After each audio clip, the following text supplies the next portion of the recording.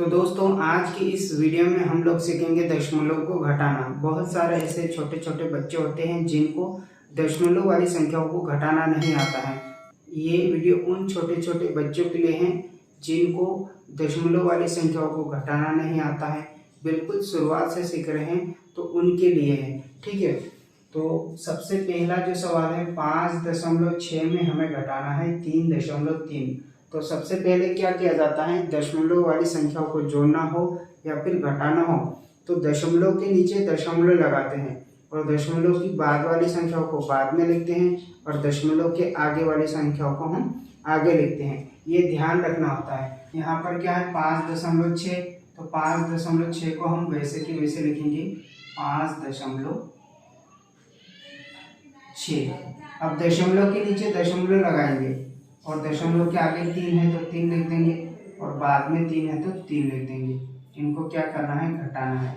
अब हम आसानी से घटा सकते हैं।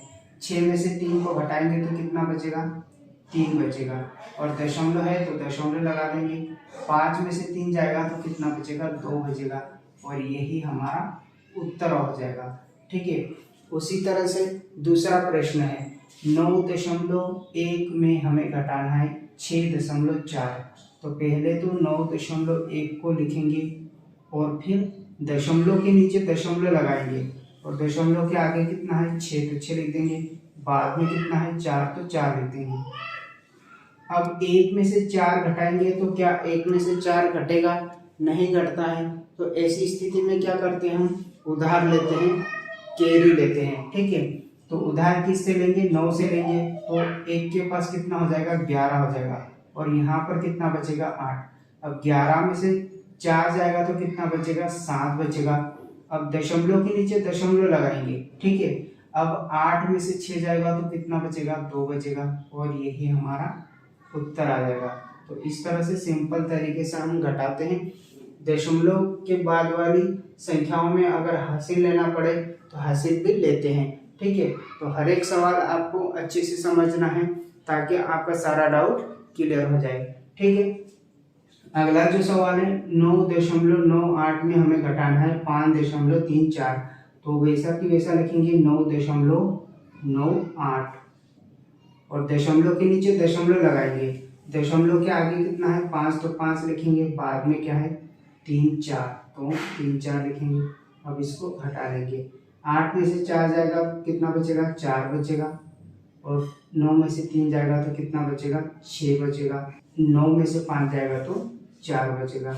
यही हमारा उत्तर हो जाएगा। तो बहुत ही सिंपल होता है दशमलव वाली संख्याओं को घटाना।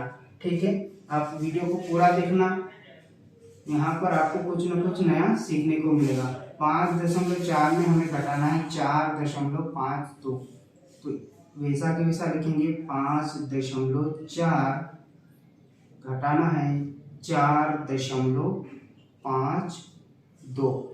देखिए अब की बार यहाँ पर दशमलव के बाद एक संख्या है और इधर दशमलव के बाद 2 संख्या है। तो ऐसी स्थिति में क्या करते हैं हम, जब भी दशमलव के बाद वाली संख्या बराबर नहीं हो, इधर 2 संख्या है इधर 1 संख्या है, तो हम क्या करेंगे, दशमलव की बाद वाली संख्या को बराबर कर लेते हैं। ठीक है, इधर 1 है और इधर 2 संख्या है तो इधर भी 2 संख्या बना लेंगे, कहने का मतलब 0 बढ़ा लेंगे। ठीक है, अब 0 में से 2 को घटाएंगे तो 0 में से 2 तो घटता नहीं है, तो क्या करेंगे, 0 उधार लेगा किससे, 4 से। तो यहाँ पर कितना हो जाएगा, यहाँ पर हो जाएगा 10। ठीक है, एक उधार लिया तो 10 हो गया।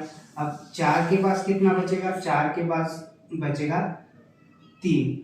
10 में से 2 जाएगा तो कितना होगा, 8 होगा और 3 में से 5 घटाएंगे। क्या 3 में से 5 घटता है, नहीं घटता है। तो 3 भी उधार किससे लेगा, 3 भी उधार लेगा 5 से।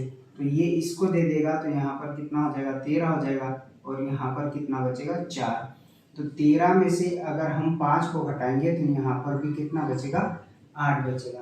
तो आई होप आपको यहाँ पर उधार लेने वाला सिस्टम समझ में आ गया होगा। ठीक है, अब देखिए यहाँ पर 4 बचा है, यहाँ पर 4 में से 4 जाएगा तो कितना बचेगा, 0.088 हमारा आंसर आ जाएगा। तो आई होप आपको ये सवाल भी अच्छे से समझ में आ गया होगा। ठीक है, इसलिए आपको पूरा वीडियो ध्यान से देखना है। जब भी हासिल वाला लेना हो तो हम इसी प्रकार से लेंगे। ठीक है, अगला सवाल देखिए, 8.74 में हमें घटाना है 2.1, तो वैसा की वैसा लिख देंगे 8.74, फिर दशमलव के नीचे दशमलव लगाएंगे और आगे क्या है 2 और पीछे क्या है 1। ठीक, यहाँ पर भी दशमलव के बाद 2 संख्या है और इधर 1 संख्या है, तो हम दशमलव की बाद वाली संख्याओं को बराबर करते हैं। इधर 2 संख्या है, इधर 1 है, तो इधर भी 0 बढ़ा लेंगे।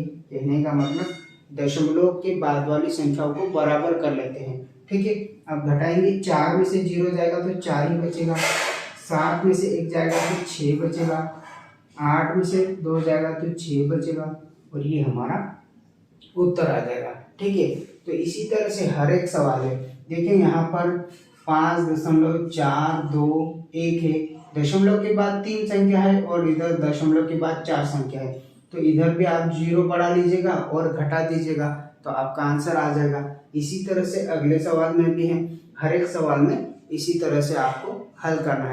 दशमलव वाली अगर संख्याओं को घटाना हो तो दशमलव के बाद वाली संख्याओं को बराबर कर लेते हैं और फिर घटाते हैं। जैसे हम नॉर्मल घटाना घटाते हैं उसी तरह से हम दशमलव वाली संख्याओं को भी घटाते हैं। तो आई होप आपको यहाँ पर अच्छे से दशमलव वाली संख्याओं को घटाना समझ में आ गया होगा।